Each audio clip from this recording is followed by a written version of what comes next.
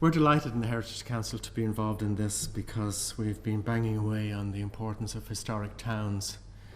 Liam, of course, being the director of the Irish Wall Towns Network, speaks volumes to our commitment to this. I'm a Dubliner of origin. I've been living in Galway now for almost 17 years, and I've seen the light or the dark, as the case might be. In my work with the Heritage Council and as an archaeologist and living in Galway, I can see the way that the Irish landscape is being twisted and turned. There's some really good things are happening out there, but it's against a backdrop of general neglect in terms of central government in its evaluation of the impact of its policies on rural Ireland and on smaller towns. The larger cities are doing fine. They have their own problems. We're all aware of that. But smaller towns are really being asked to dig very, very deep, and the recession has really hit them very hard. And that's why this project here today, this competition, is so valuable, because it sets down a challenge. It shines a spotlight on those towns and says, okay, so what are we going to do about it? I know, and you all know, I guess, as well, that local communities are digging deep and are trying out all sorts of innovative and interesting projects to try and get themselves up and running. They're doing it on their own. They're not really getting much support. Local authorities are trying to do what they can, and the insight that I get into that is really refracted through the prism of the heritage officers. There must be other agents and actors operating there as well. But as you drive through the Irish landscape, and as you drive through towns and villages all over the country, you really see huge effort is being made. And particularly if you're bringing foreign visitors, as is often the case now, and they always comment on how neat and tidy the Irish landscape is. So I think we have to applaud ourselves for that. But as you drive through towns, you see places that are not doing so well. In many cases, they're dying on their feet. And it's fantastic if we can, at least, even if we have to engineer that, to force a situation where people really focus, young people, inventive people, people who are tomorrow's generation, recent graduates and postgraduates, who will focus their minds on projects that might actually help.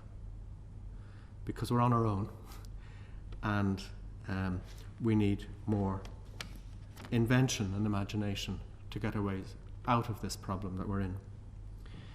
As an archaeologist, I know that the public perception of archaeologists, and I can see at least one other here, Chris, will be aware of the fact that the public image of an archaeologist is of somebody who's actually almost as old as antiquity itself. And we know, because I'm looking around and there's lots of older people here as well, will know that one's interest in history is often something that accumulates over the course of life, that as your past becomes longer than your future, you begin to dwell on it a little bit more.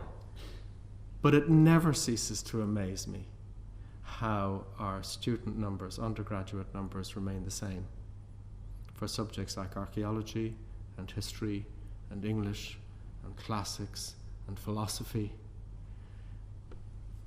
Subjects that are, in a sense, not necessarily seen to be at the cutting edge, but nonetheless there's a consistent throughput of younger people really interested and really committed. And Chris will have seen this from the perspective of the heritage services, really deeply committed and qualified people who really want to see things improve for their profession and for their communities. And we see this in architecture as well, and that's something that we're going to bear witness to a little bit later on today. Serendipity is an interesting thing. I often find when I'm kind of lining myself up to talk at an event like this, maybe it's a subconscious thing, but you become more attuned to little things that you hear on the wing, as it were. Coming home from work yesterday and listening to the radio, there were two ads, one after the other. I don't know whether that was planned or not. One for Super Value and one for Home Store and More. And they were advertising the local, emphasizing the fact that what they offer is something local. Again, they're hooking their product into this emerging zeitgeist of low mileage, low carbon footprint food, local service, where you go into a shop and you're actually dealing with somebody that you know, so the interaction becomes of better quality and texture. And I think that is something that we're witnessing around us all along.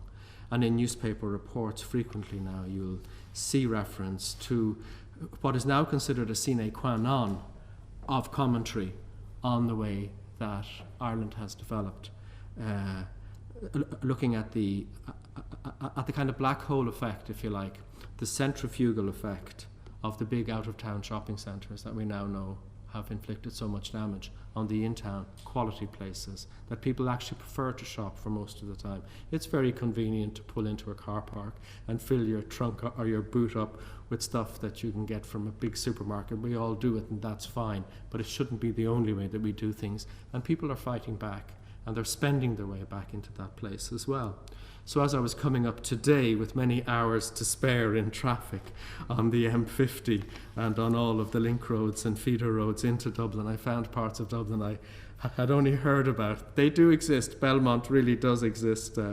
And there was over and over again, as the story developed, the statement by the president or director of Greencore, who are now expanding their operations. They're the biggest suppliers of sandwiches in the UK, and they're about to grow their operation in Bradford and in the US as well. They're on the East Coast, and they're now heading for the West Coast.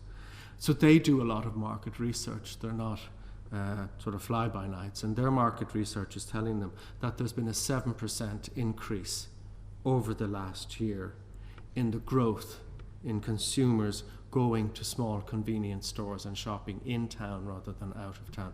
Now, maybe that's part of the market that they're in. They're selling sandwiches, so you don't go to a supermarket to buy a sandwich. If you're working in a city centre in an office, you go to a local shop.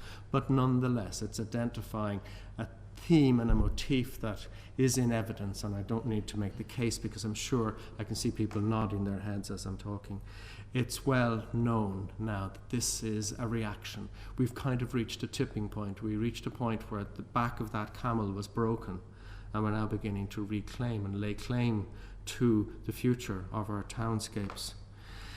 The projects that we're about to hear, obviously it's the first year. I'd like to congratulate the organisers, and Liam in particular, for this, but I'd like to congratulate all of the people who submitted projects. I know that we're shortlisted now down to 7, is that right, Liam? But there were 14 applicants, and next year hopefully there'll be 28, and the year after that I'd like to see this grow exponentially. And in particular, I'd like to see the envelope grow so that more and more people identify what it is they're interested in doing and interested in putting forward in this competition. And this competition is good. As I said at the start, it's actually getting younger people who are motivated and committed to their place, to the understanding of place and the quality of place and well-being in everyone's life, and applying their imaginations, their minds, and their learning to that. And hopefully some of the alchemy that's involved in that will turn into magic, and it will make changes. It's very easy in a way to look after communities. It's very easy to look after their ambitions when it comes to heritage. And I've said this before, and I'll say it again because I think it bears repeating. It's pretty clear to us in the Heritage Council that one of the more obvious things that's happening in Ireland at the moment is self-healing. It's like as though we've been mugged and we're now recovering, and we're beginning to self-heal again, and self-heal not just economically but also in a more kind of spiritual way, intellectually. Major conference coming off at the weekend, again another thing I heard on the radio coming up on Irish education and the effects of the way we educate on the type of society that we create. Obvious sort of stuff, but we should always be thinking and talking about this out loud. And having been mugged, we're now self-healing.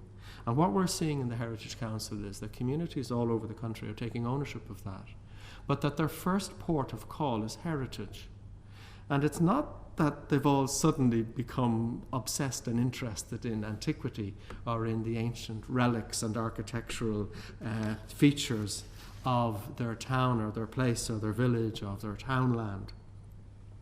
It's actually more that it provides a common starting point. Because ultimately what they're about is community building. And to build a community, one of the most important things to do to start is to identify, well, what is it that makes us a community in the first place? What is it that we have in common? What can we all basically agree on as being a value that makes sense? And as a starting point, it's like turning a key in an ignition. If organisations like the Heritage Council cannot support those communities in very modest ways, because our experience over the last 20 years or so shows just how modest that help needs to be. And I'm not saying you need to be, that the Heritage Council is acting like a Scrooge in this. All I'm simply saying is that it doesn't actually take much. A bit of support, a bit of encouragement, and a bit of resource, a little bit of money, can make an enormous difference. And if that's not there at the start, as you turn the key in the ignition, you're turning it on a vehicle that has no petrol in the tank. So it simply doesn't start. And something that has a great potential and has brought people together in a catalytic sort of way, that they're actually now about to do something. And if they turn to us, for example, in the Heritage Council and say, what can you do? We can apply for a grant. And we say, well, I'm sorry, but this year we're not running our grants because we've no money. It's a disaster. And if I have one message, and I know I'm preaching to the converted here, but it is that the government needs really to wake up to the fact that they have a bigger job than fixing an economy. They have to help fix a society. And the way you help fix a society is by helping it to fix itself, not by grand schemes. There isn't a silver bullet here.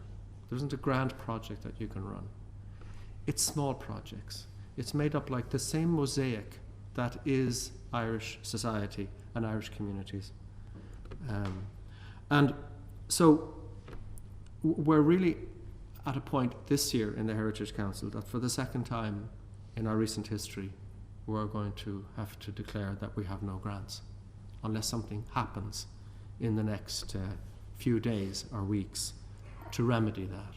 We simply haven't got the money. The choice we're making, if I can let you privy to the type of thinking that's going on in the Heritage Council, is this, that over the course of the last few decades, and in particular I suppose we have to focus on the work that's been achieved over the last 20 or 25 years or so of the Heritage Council, an infrastructure has been built up around heritage. Things like the National Biodiversity Data Centre. We took over the running of the Discovery Programme. We have a whole lot of different projects going. The Museum Standards Programme of Ireland. All of these things, we look at those as being the infrastructure of heritage in Ireland. They're all the bits that allow it to happen and to be greater than the sum of its parts. And the choice we face is, do we run grants or do we shut down the infrastructure? And our view is, if we shut down the infrastructure, we won't get it back, at least not within our lifetimes. If we close down the National Biodiversity Data Centre, if we don't fund the Irish Landmark Trust, if we don't fund the Discovery Programme, if we call in all of the resources from the Museum Standards Programme of Ireland, there's other programmes as well, that we won't get them back. That's the choice we're facing. And that would be the same type of choice I think that the government are making, and taking perhaps some of the wrong decisions in that. Because it would be easy and it would help us to win support if we kept the grants going. But it would be one step forward and two steps back, and we're not really prepared to do that. So if you have an opportunity, here we are only a few doors away from Leinster House. If you have an opportunity over the next little while, if you meet a local representative or a TD or even a minister, it's worth bending their ear in that. It's very simple. It doesn't cost much money. It's a win-win story. It's like apple pie and mother's milk. It just makes sense, and communities need this. They need some kind of lift-off. They need a little bit of assistance. Anyway, to come back to today, we're here to celebrate the achievements and to adjudicate. It's not all fun. There are three people here.